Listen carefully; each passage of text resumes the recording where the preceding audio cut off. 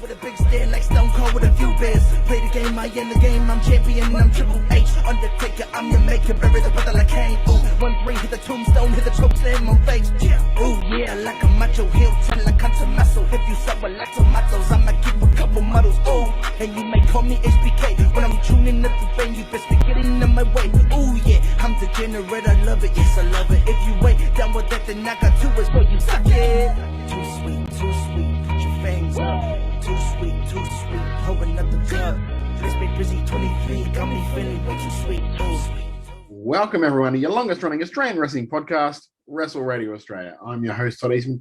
It's good to be here with you eventually, finally. I know we took a little bit of time off after the double episode with Chris Fresh, and also we haven't had making chicken salad for a week or so.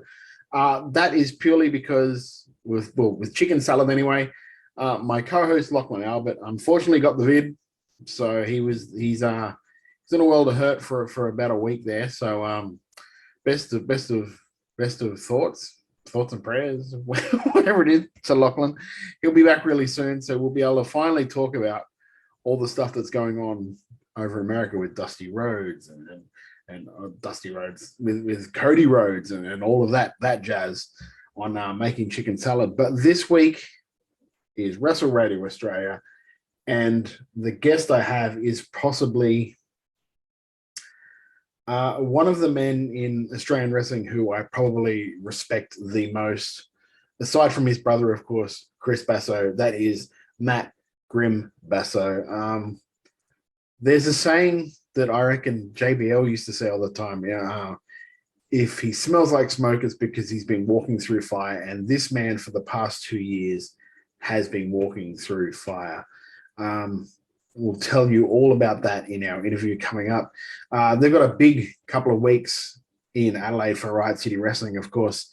This past weekend just had their first show at the Fringe in the tent, the big tent. I think it's a big top or whatever it's called over there in the garden. They're having another one this weekend, which of course is Matt's first match back in 2 years after fighting leukemia. So I mean, if you haven't got a ticket already, get a ticket and go and see that because I don't think there's going to be, if it turns out the way I think it's going to be, I don't think it's going to be a dry eye in the house for that match, because it is great. It is great to see him back, and I can't wait to see it myself when it pops up on YouTube this week. Their first show, I can't remember what it was called off the top of my head, was just released on YouTube, so please do go and check that out on their channel, Riot City Wrestling's channel. This week's, of course, will be up a couple of days after the show, of course, if you're not in Adelaide and you can't get to the show.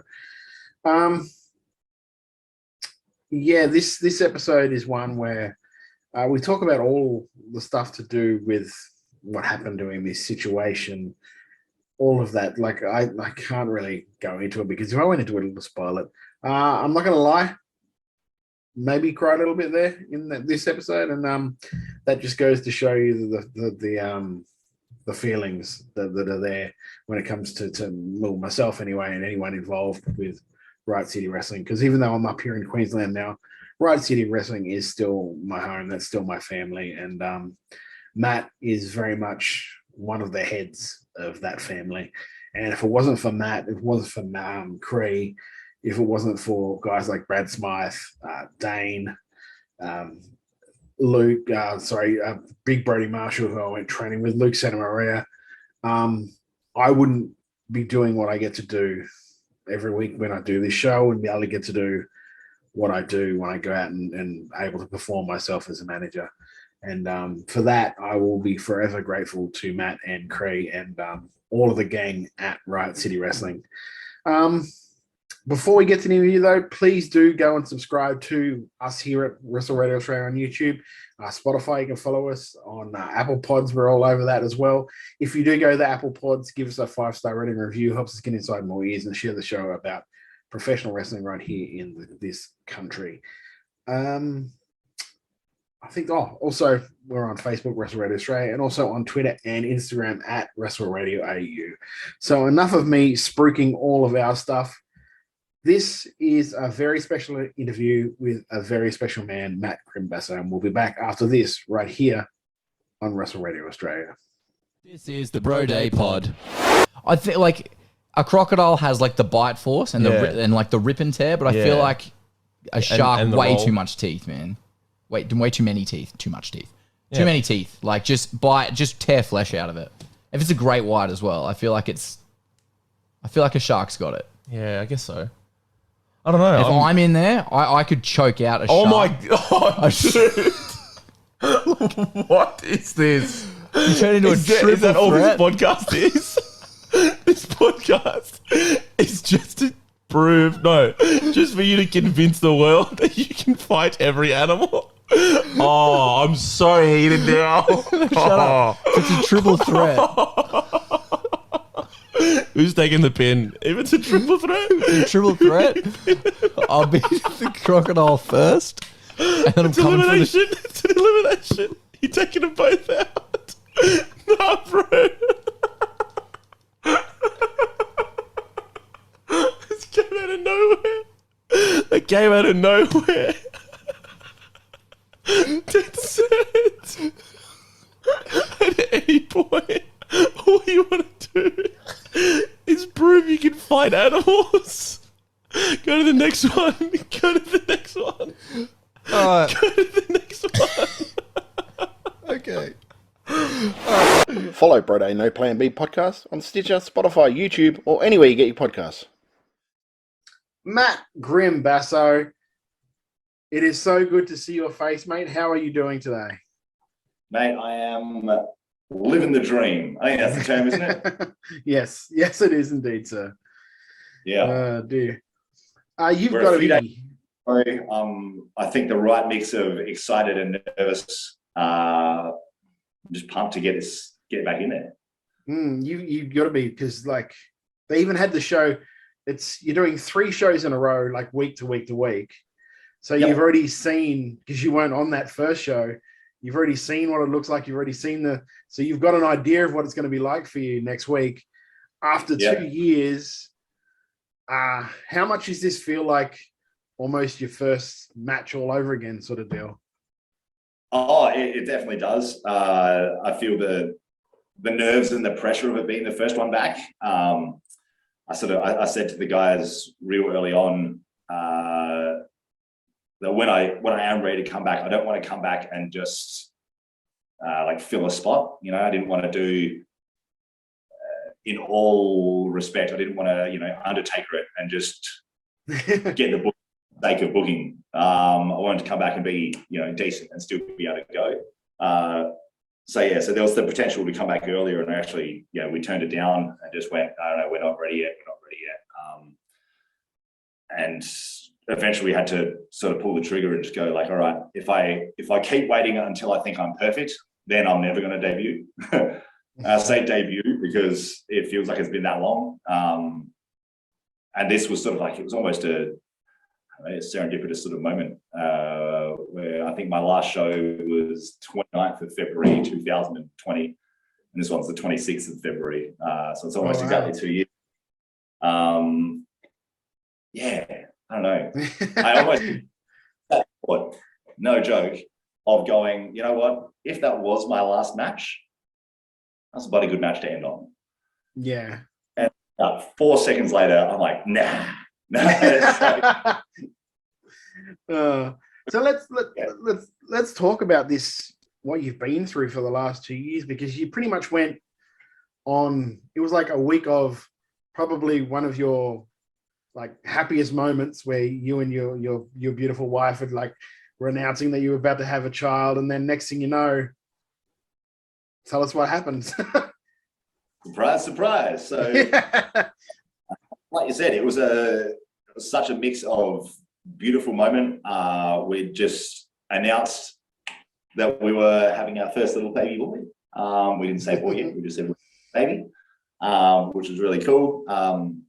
It was a big day for us, lots of emotions going and things. And that night, I actually felt like I had like a mini heart attack. I'd had a few chest pains before, but being a guy, I just don't think too much. But yeah, it felt like this one really sort of dropped me, down to a knee. It's like, oh, I'm clutching my chest.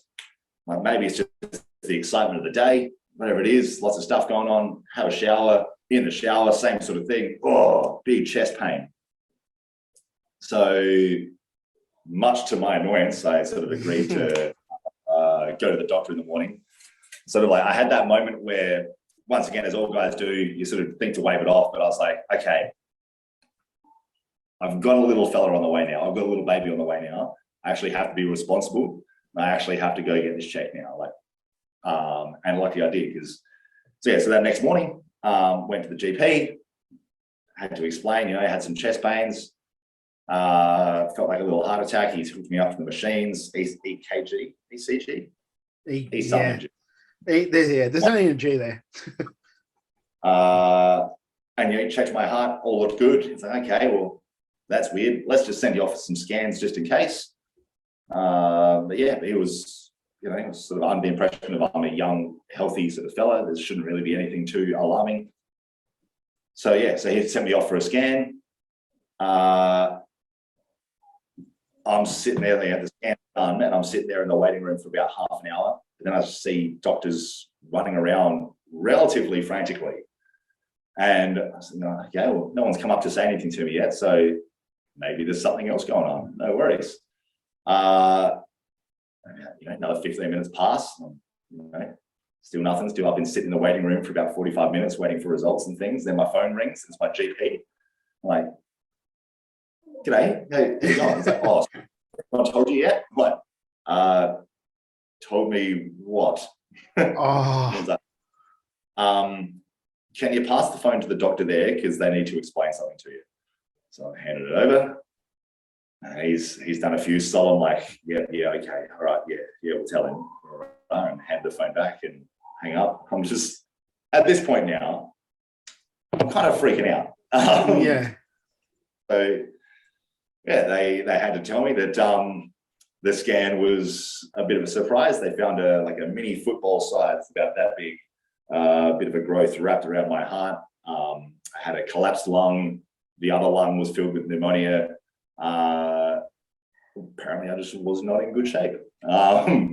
So that's why they were all running around frantically. They were trying to figure out, they were booking me in for the emergency ward straight away. So I could go straight from there, where I was getting that scan, straight across the road to the hospital, and they were going to get me straight in.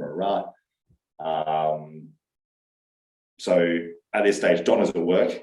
Oh, sorry, no, she wasn't at work yet. I'd left for work to start my work later. But, you know, obviously all these scans and whatnot just didn't go. Well, yeah. So rushed to the emergency ward, laying there in the bed. Once again, doctors running around frantically, blah, blah, blah. This is, I keep thinking back to it now, and it seems like it's almost such a distant memory, but there's still things that I remember so specifically. Mm-hmm. One was this, she was lovely, another doctor, real nice temperament, but terrifying what she said, which was, look, I think there's something really important. If you have anyone that you need to call, you might want to call them to be here with you. And I'm like, in that tone of, this might potentially be last sort of legs here. And my God, that's the stage where you know, you don't often admit it, but you break down a little bit there. And called on her straight away. Hey babe, what are you doing? Do you feel like maybe coming to the emergency ward and sitting here with me for a bit? Like, she's obviously freaked out, and I'm trying to sort of say, you know, we don't know what's going on yet, but something's going on. They found a growth, and they're just saying you should come, and can you just come and be here with me? So, you know, she had to drop everything, and she had to cancel her dance for that night and things, and just rush there. Poor thing would have been freaking the hell out the whole drive. She's pregnant as well, so I didn't want to stress her out, because that's obviously not good for the baby. But what do you do? You know? Yeah.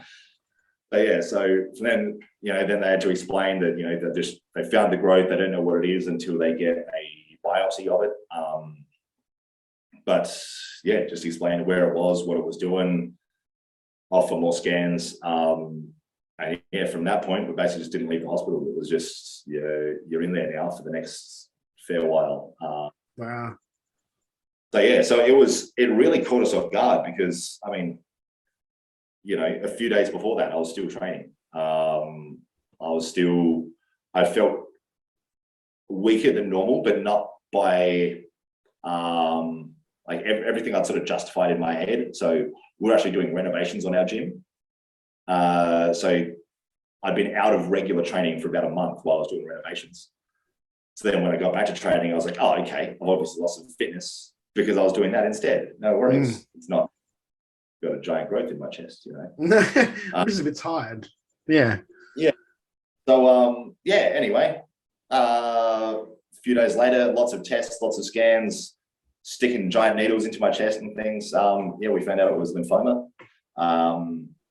The good thing was that once they'd done the biopsy and found out what sort of lymphoma it was, and I knew next to nothing about cancers. I'd never really sort of been exposed to it. I didn't even know that there were the different kinds of lymphoma or different treatment. Like I didn't know that there was different kinds of chemos and things like that.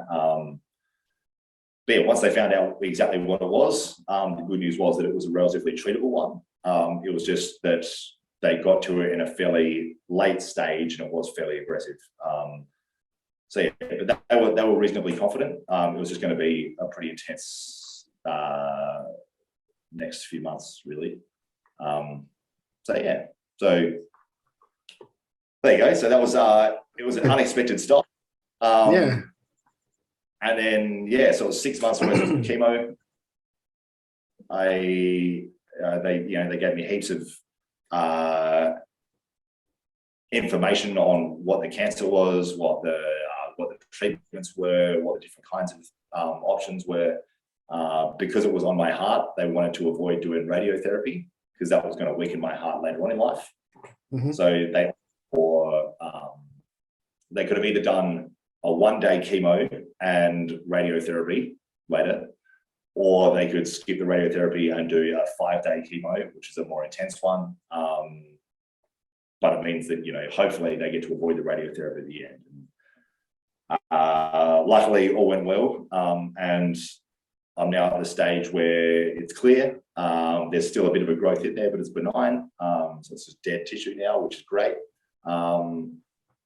So all went well. I'm still in the danger zone, unfortunately, and will be for the next 12 months. They say it's like the 2 years is your first, or your first 2 years afterwards is your danger zone for it coming back. But fingers crossed so far. We actually about 4 or 5 months ago, he was showing signs of coming back. I'm still doing regular scans and regular blood work and things like that. So about 4 or 5 months ago, it was showing signs of coming back, and it just sort of settled. And now I'm not a doctor, but he's gone, oh yeah, no, we don't have to worry anymore. I'm like, what do you mean we don't have to worry? What do you mean? Oh no, we think it's this other thing, which was thymic hyperplasia, which has a big name, but apparently is not scary. Okay. So as long as he said it was fine, I'm going with that. You're the guy that saved me, so it's sweet. We'll go with what you say, mate. So that meant like you went from the guy I know, GRIMM, 100 miles an hour, doing everything he possibly can for as many people as he can, because that's just the type of guy you are, pretty much to an absolute dead stop. You were home and that was it. You had to rest and recuperate and all of that sort of stuff. How did you deal with that mentally? Because I know you, and you like, and this is the nicest way of saying, you can be a control freak at times. So just being able to you just being able to learn to sort of let it go and like let other people take the reins. How hard was that for you to deal with? In a way hard, in a way really easy. I guess the thing was I didn't have a choice. I had 1 or 2 things that I could worry about, and that was it. One was about setting up the family in case anything goes wrong, and the other one was getting through it. and anything else just had to take a back seat. Yeah, if I had the option, I probably would have wanted to be in there more and do more things, but I was that out of it from the treatment, from the chemo. They call it chemo brain, where you just got brain fog. You can't think straight. You can't remember right. That combined with just a complete lack of energy. Like I went from, not blowing my own horn, but I want to think one of the fittest guys on the roster, to, I couldn't even do 3 squats unassisted. I had to hold, like I'm trying to stay fit in the hospital, trying to do what I can, holding on the side of a door frame, trying to do, 1 or 2 squats, and just getting so dizzy, so lightheaded. I had no energy. I felt like I was going to pass out. So it was a big shock going from, I suppose, someone who was so in tune with his body. Like I've always felt like if something doesn't feel right, then I generally know it, because I'm generally at a level like my diet's right, my exercises were right. So if something's up, I generally know. To go from that to all of a sudden realizing that, okay, I had no idea what was going on inside my body. And I don't know, like I could be feeling good and I might be terrible, or I could be feeling bad and I might be even worse. But just like, it was a struggle at times. And honestly, the only way that I got through was that I had so much support. I had Donna there with me in the hospital the whole time. It was so nice. The nurses and doctors, they made exceptions because this is also during COVID. So there was all the rules and regulations of the amount of visitors to come in. And they made exceptions for her because they could see she was pregnant and she was struggling as well. So she'd come in, she'd lay on the day bed, and she's there for like, sorry. No, it's all right. You're going to get me going too, you mongrel. It's all right. It's fine. Yeah, she was there for like, 14, 16 hours a day with me. Pregnant, growing every day. Nurses are bringing her food, and it's like, everyone loved her, which is great. She's, trying to keep happy spirits and whatnot, same as me. We just sort of had this, we said to each other really early on that, like, no matter how bad it looks, we just can't let any of that negativity in. It just needs to be, we just need to think that everything's going to go right, everything's going to work, everything's going to go positive. Because we were in such a happy spot in our lives, we just got to where we wanted to be. A little baby on the way and things, like, there's no way that it could, end now. So that coupled with, I had, the rest of our families were, anything we needed, like we had to go into isolation, like pure isolation, it was just us. So we had families, dropping off lasagnas at the door and things. And like I love my family, Donna loves her family. We're all sort of super close. So not being able to see each other for, 6 months at least, sucked. It was such a big, like, change, but everyone understood, and we sort of, we had to send out a message that, like, I know people want to come and, like, wish us the best and support us through it and whatnot. Like, but while you've got no immune system, the best way you can support us is just, unfortunately, keep your distance. They've got the slightest cold that could, take me out. And then, here, obviously wrestling, straight away, I told the guys that needed to know, so the guys that were running the company with me, and I was running trainings and things as well. So I had to tell the main guys what was going on straight away, that why I wasn't going to be there, and it took me a little bit to be able to tell everyone else, just because I suppose it was pretty confronting. But eventually had to tell everyone, and once again, I couldn't ask for more support. Everyone was just so amazing about the thing. Everyone just people change their whole schedules, to take on, because I was, I do a fair bit for the company. So to obviously that coming out, Cree, who was also one of the guys running it, had enough stress on his head then, I suppose, with his brother being crook, then take on extra workload with running the company, and reorganizing things. The amount of work that the guys did and the families did to cover for us is just, it's amazing. And like I said, it's the only way that I managed to get through it mentally, was knowing that all these people were around and they were all covering for us, and there was almost like no ifs or buts about it. Even real early on, I said to Cree, like, I don't want to make a big deal about this. I don't want to make it a big sort of, public thing. And, there was talks about, trying to do fundraisers and things. And I was like, no, look, I don't really, like, I wasn't in the right headspace for it. I still hadn't sort of dealt with it myself yet and sort of come to full grips with it. And luckily, they sort of didn't listen. Cree and Zach, but he organised a fundraiser anyway, which I can't once again thank people enough for getting on board with it and whatnot. Because if I didn't have that, then that would have obviously been another strain of like a financial strain as well that would have piled on top. But at the time it was one of those things I just couldn't see past. I had my one or two things I needed to focus on, and that was all I could do. And I just sort of needed to keep my world at just that. So I was lucky that I had all the other people just looking after the rest of the world for me. And then I suppose it was just a sort of a waiting game from there. Once I'd sort of finished my treatment, I was still keeping in touch with the guys. Laying in hospital or laying at home,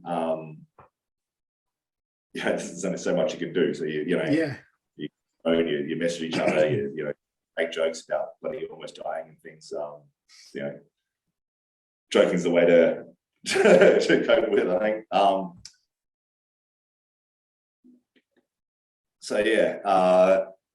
It was amazing the amount of support that we had.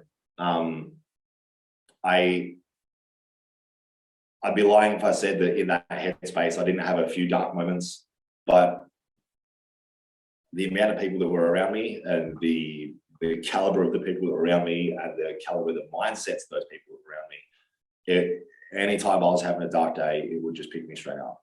And no matter what, we were going to get through it. Yeah, so, the amount of love that I saw pour out towards you, not just from the roster, but also from fans, was really uplifting. I remember because I think it was Cree messaged me to let me know before you put that post up. And I was just like, my wife was like, do you want to go to Adelaide? It's like, there's nothing I could do. Yeah. To go down there. Like, I could go down there and be there for Cree, but it was like, what else can I do? Like, it was probably the one moment since I moved up here that I'd felt so far away from you guys, because we are, and now I'm going to freaking cry, because we are a family. It doesn't matter how far or how long I've been away, I still feel like that place is my family. And all of you guys are my family. Like, I still talk to Brad Smythe. Yeah. A fair bit. So it's and just Zach putting together that Twitch thing. Yep. So he did such a good job with it, and the tattoos and the shirts, and I've been blown away. I absolutely humbled by the amount of support, and it's something that I sort of get reminded of this crazy wrestling world that we have. There's such an element, like you said, of family to it, and I think it's because we all go through the struggles together. People that have trained together, risked their necks together. We told stories together. But not only that, we've done the stage stuff. We've done the annoying things that takes prep time, that takes us away from other things in our lives that we could be spending time with. We've all made sacrifices for each other and whatnot, and that brings us closer together. And I really felt that sense. Like I've always known it. Like it always sounds odd to say to someone who's not necessarily maybe a wrestler, but some of my best friends are interstate or even overseas, and I almost never see them or talk to them. But when I do, or when someone's there, or you see something online, you feel as close in that moment as you do if you'll see them every day. Yeah. Yeah. So like, once again, I was so lucky. I had messages coming from everywhere. I had asked people to give me space to, I suppose, let me process it all and sort of, not be overwhelmed with things, because I hate phones at the best of times. Messaging people like, yeah, I'm sick, but hopefully I'll be better, would be really annoying. That's why, like, as much as I was in two minds about putting up posts and making it public, but it was like, I knew word was going to get out there, and better that you control the narrative than anything else. Sorry? Better that you control the narrative than have rumors going out there and all of that sort of stuff. Yeah. Yeah, that's right. Yeah. And also just rip the band off. It's one thing. And then, I had people messaging me, months later saying like, hey, look, I know you said you want to give you space, but I just want to check in and see how you're doing and whatnot. So even that, like, it was just nice knowing that people that hadn't been in touch, it's not that they didn't care. Like I could see them following the posts I was making, or buying the shirts, or doing the Zach's Twitch stream fundraiser and things like that. I knew a lot of them were talking to Cree just to make sure that he was doing all right. Even people messaging Donna just to find out how she's doing and make sure that because the families and the support people are going through it just as much. Even though it's happening to them, they're still such a big part of it, and they shouldn't be overlooked as so it was really nice that people didn't even need to be reminded of that. There's so many great people out there that just want to help and want to look out for each other. I just love this this community that we've got. I don't know what the question was. We're yeah. About stuff, but it's so during this whole time, you've had your beautiful boy buddy. You're doing all this. When came the point where you decided that, like, I'm going to get back in and do this again? And by the way, like for those of you that know, some of the photos that Matt had posted up with him and Buddy, and the bloody Mike Wazowski one, and there was also the ones where you kept throwing, like, I think you'd learned Photoshop. You kept putting photos up to try and scare Donna that you'd done something with Buddy that he wasn't supposed to. Yep, that was just a good little way to amuse myself for 5 minutes, I guess. I was like, I know Photoshop, sure. This can't be hard. It turns out Photoshop is hard. But anyway, that was fine. But no, I suppose the turning point for me was probably just about a year ago now. I'd sort of spent, I'd had about 6 months worth of treatment. I had the first couple of months of just a fairly slow recovery back to norm. And then I suppose my issue is that obviously for wrestling, it's like, I can't be normal everyday life fitness. I need to be an athlete. For me to be that next. So it was a fairly slow return to norm, and I still actually am not at norm in some ways. I've got sort of ongoing symptoms and whatnot that are still there. My main one is I get dizzy spells, and so I've been in and out of specialists for well, geez, this whole bloody time now. I've got, you know, hats off to the Australian medical system. I've got specialists coming out the bloody wazoo that are all looking after, you know. So yeah, that's been great.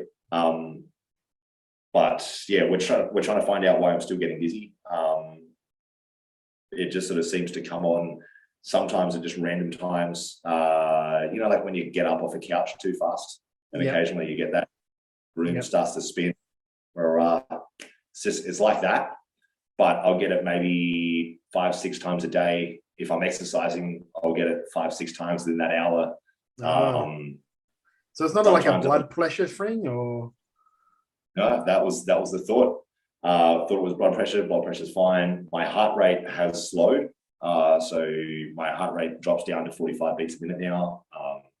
60 is sort of the low end of normal.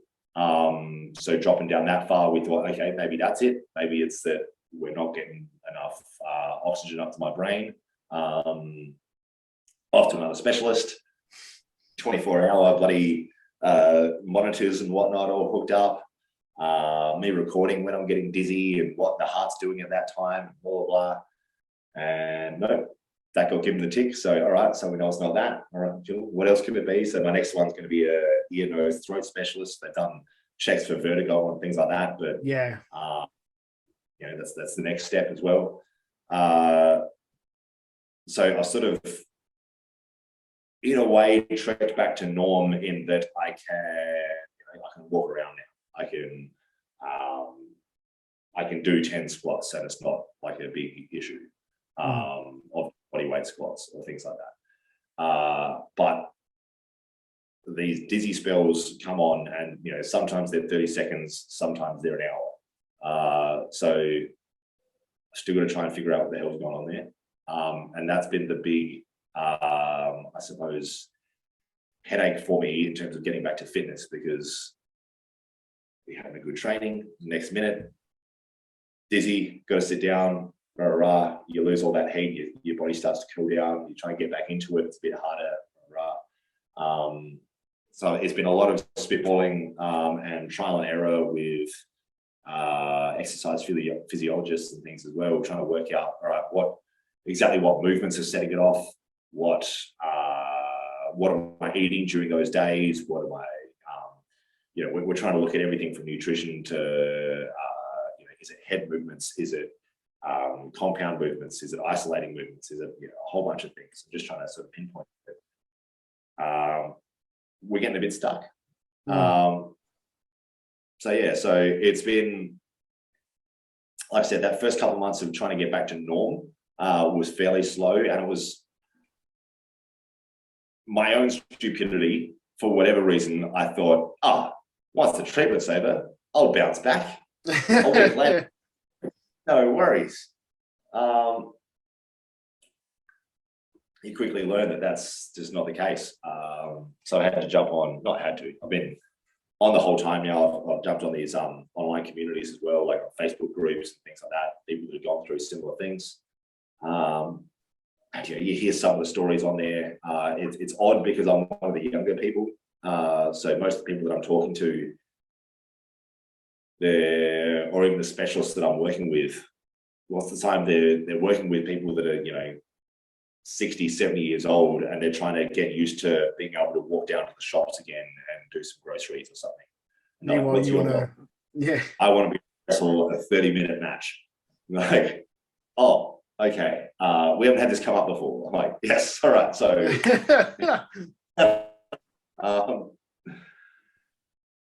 yeah, so it's been a slow progression. I remember my first training back, and I was working with Cree and Brooksy, and once again, it was one of those cases where I almost didn't want to be a burden on people.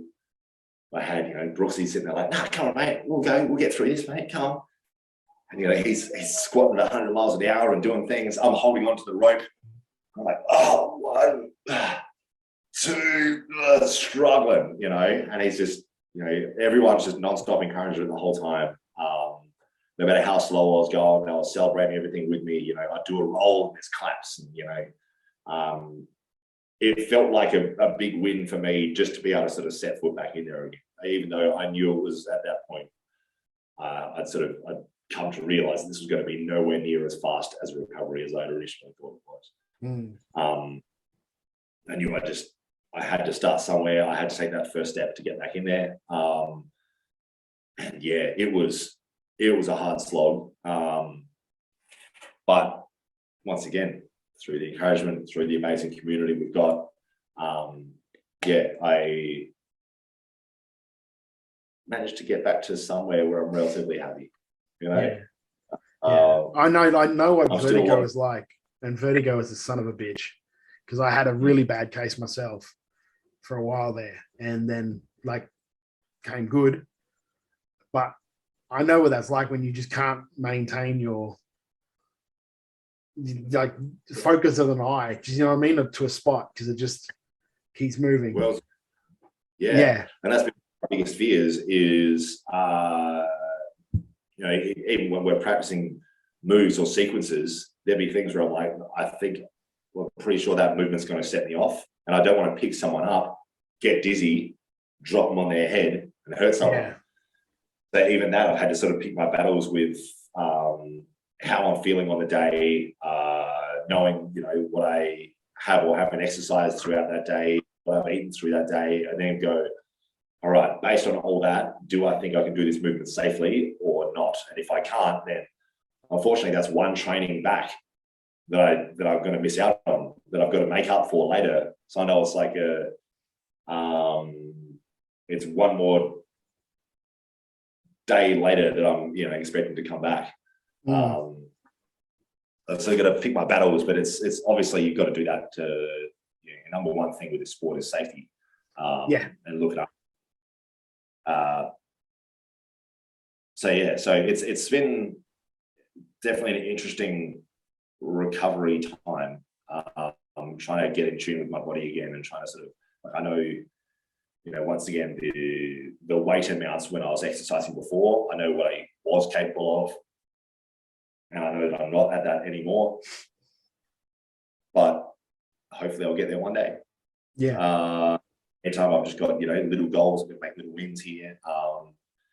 And I'm slowly sort of it's getting easier to identify when I'm going to get dizzy, and it's getting easier to reach that point as well, if that makes sense. Like if I was getting dizzy at 10 squats before, but 10 squats were a real effort, now I'll get dizzy at 15 squats, but 15 squats are pretty easy, if that makes sense. But then for whatever reason, my brain just goes, fall over now, please.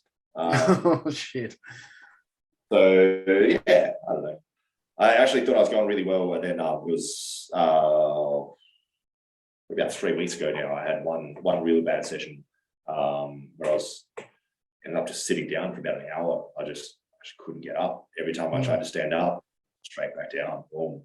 World was spinning. You see those stars, everything starts turning white. Had to put the legs up to get some blood back into my head and things.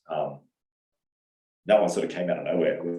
We're not really sure why that one set on so much, but it's what it is, Yeah, I know I had one where I had a 6 hour, it was a 6 hour session where they literally, the ambulance had to come and take me to hospital because they wanted to monitor me about what it was.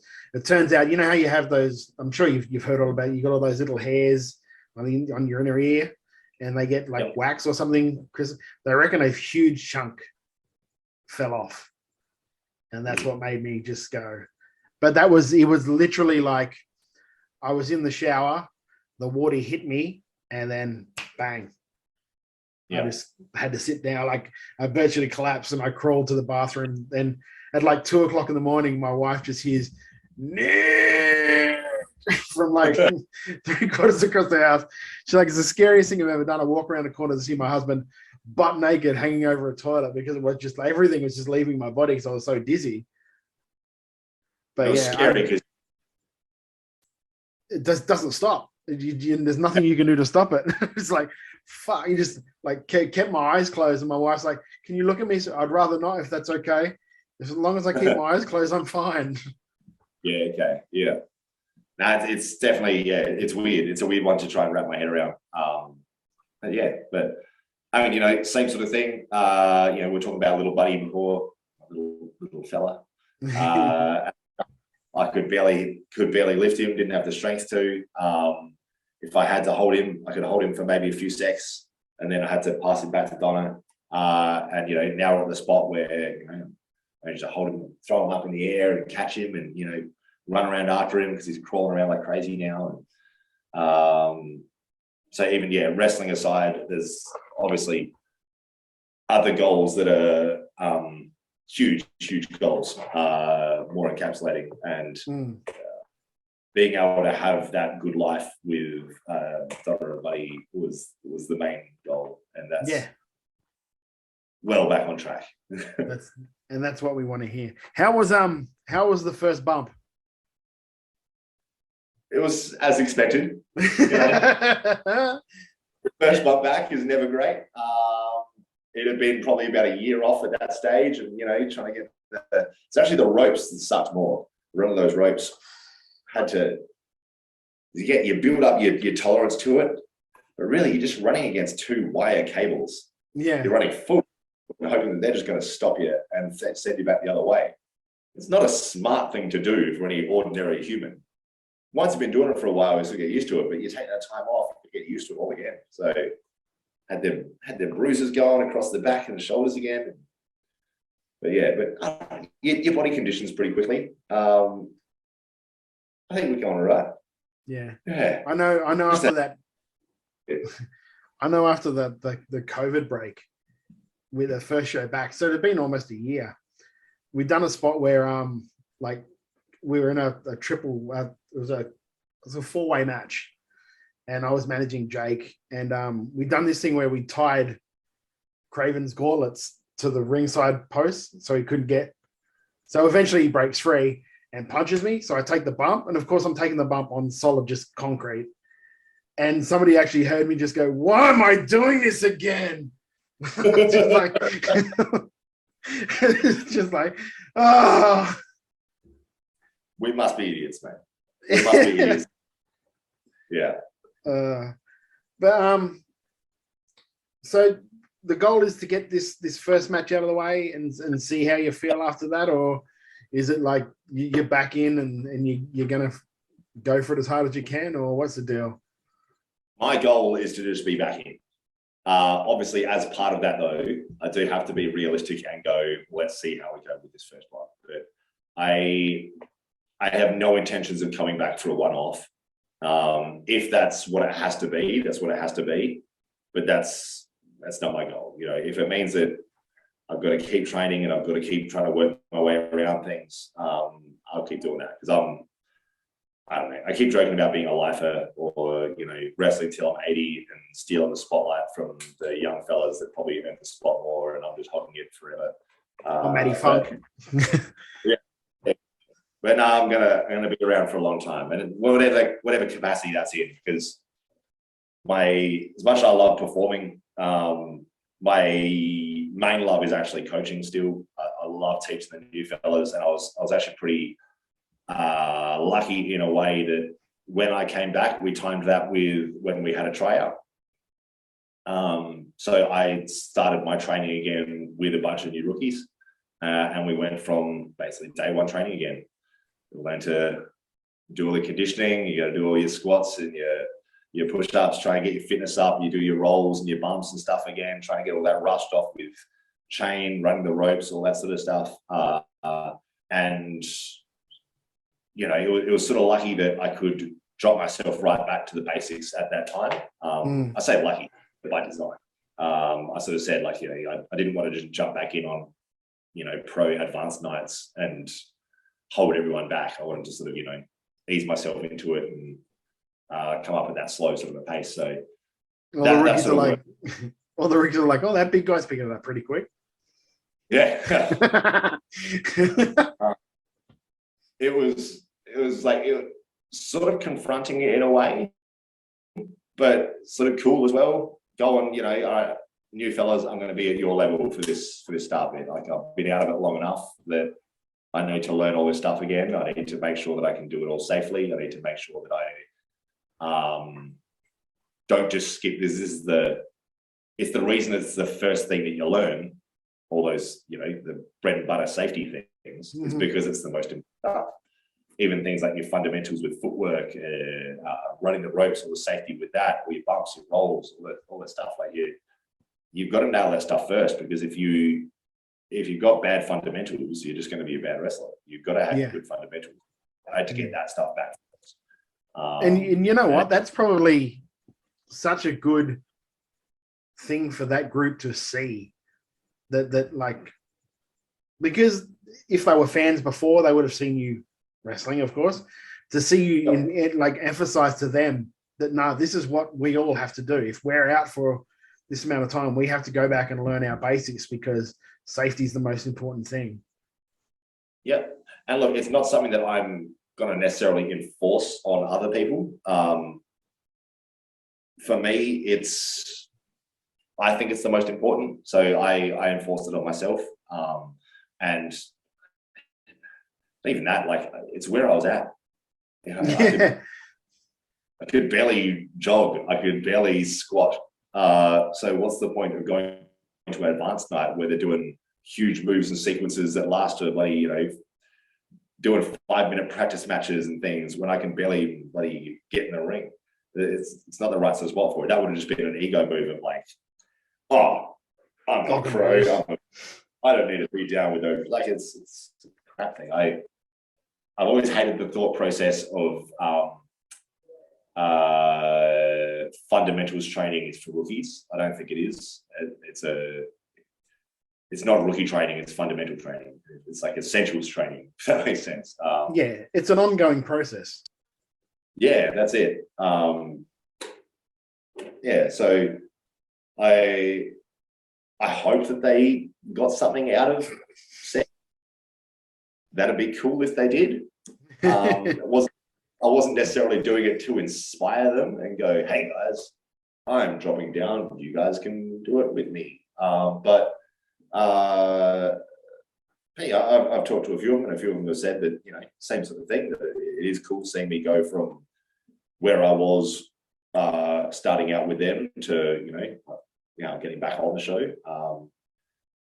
So it's great, I even just being able to pick up trainings again and actually run some training, because that's the thing. It's like even when my body wasn't up to it yet, my mind had sort of cleared a little bit more. So that brain fog had sort of gone, and my God, I had all this stuff that I was used to running trainings, and constantly, people asking me questions about, I'm thinking about doing this or these gimmicks or this sequence. Why didn't this work?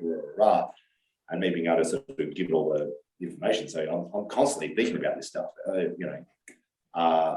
All of a sudden, not having an outlet to do that in, that was weird. I'm finding myself writing long bloody blogs almost in notes while I'm just laying up at 3 in the morning because I can't sleep, because I'm just going like, wrestling stuff. Oh, we can talk about theme songs. We can talk about the opening sequences, like how important a good lockup is. Yeah, so being able to finally get back to actually running some trainings as well, just having that outlet of, I've been sitting on the sidelines for so long, I've been watching all the shows, here's what I'm noticing. You're doing this, this is good, this is working for you, emphasize that, hide this bit, for you, here's what I'm noticing for you, your gimmicks going this way a little bit, try to lean into that, try to lean away from this, it's just great having that outlet, tell stories, like I said, my big passion is training the guys, and so put the shows together and things. So being able to actually be a part of that process again and helping them move along, that was such a big sort of win for that headspace that you were talking about before. Yeah. So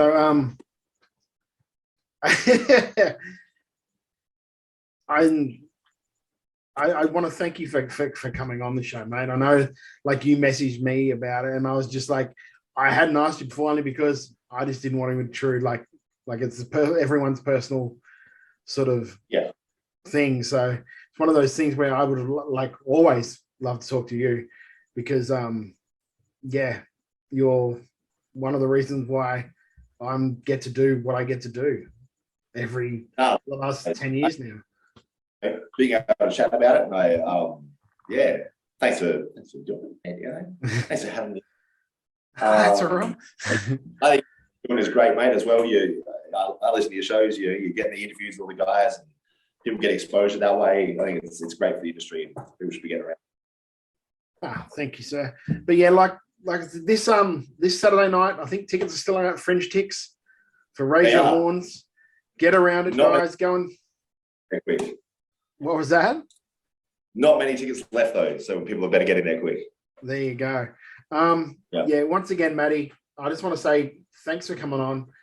Thank you for everything you do down in Adelaide. Thank you for everything you've done for me in whatever career I have. I would probably just be home watching wrestling and sitting on the couch and complaining to my wife loudly about what I don't like if it wasn't for like you and Cree and Brad and Dane helping me, like, open me up to Australian wrestling. So for me personally, thank you so much for coming on, mate. Mate, you're a legend. It has been great to talk to you again, man. Too sweet, put your fangs up.